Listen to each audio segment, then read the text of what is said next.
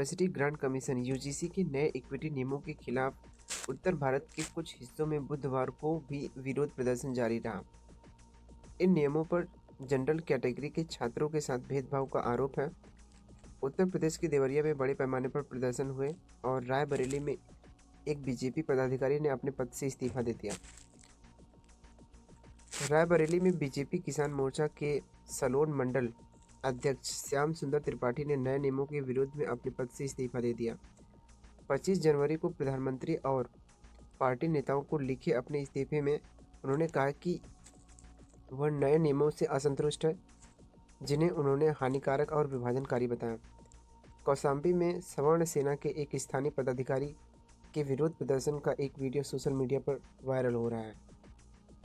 यह विवाद राजनीतिक प्रतिक्रियाओं को भी खींचता रहा, जिसमें बहुजन समाज पार्टी बीएसपी प्रमुख मायावती जी ने कहा कि जनरल कैटेगरी में केवल जातिवादी मानसिकता वाले लोग नए नियमों को भेदभावपूर्ण और साजिश का हिस्सा मान रहे हैं।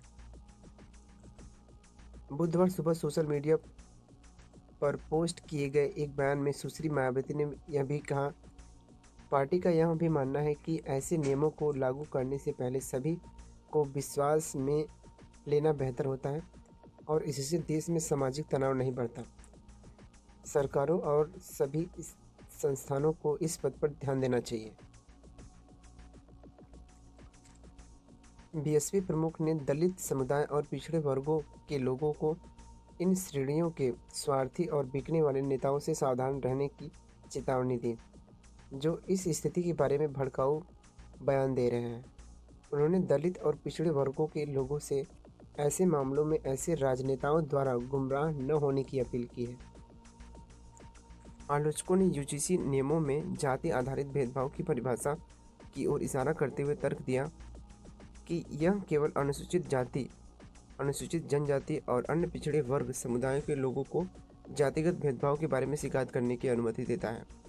उन्होंने झूठी शिकायतों के लिए दंड के प्रावधान को हटाने पर भी असंतोष व्यक्त किया है, जो पिछले साल जारी किए गए नियमों के एक ड्राफ्ट संस्करण में मौजूद था। जहां केंद्रीय शिक्षा मंत्री धर्मेंद्र प्रधान ने मंगलवार को आश्वासन दिया कि किसी के साथ कोई भी भेदभाव नहीं होगा, वहीं बीजेपी के वरिष्ठ नेता कलराज मिश्रा, जिन्होंने पहले पीएम नरेंद्र मोदी के नेतृत्व वाली केंद्रीय कैबिनेट और राजस्थान और हरियाणा के राज्यपाल के रूप में कार्य किया है, उन्होंने बुधवार को इन नियमों को पूरी तरीके से असंवैधानिक बताया। उन्होंने कहा कि 2012 के नियमों में एससी और एसटी छात्रों द्वारा शिकायत दर्ज करने का प्रावधान है और जब ओबीसी को भी इसमें शामिल कर लिया गया है तो यह सुनिश्चित किया जाना चाहिए कि सभी जातियों के लोग अगर किसी भी तरह का जातिगत भेदभाव का सामना करते हैं तो वे शिकायत कर सकें। श्री मिश्रा ने झूठी शिकायतों के लिए भी प्रावधान रखने की बात की।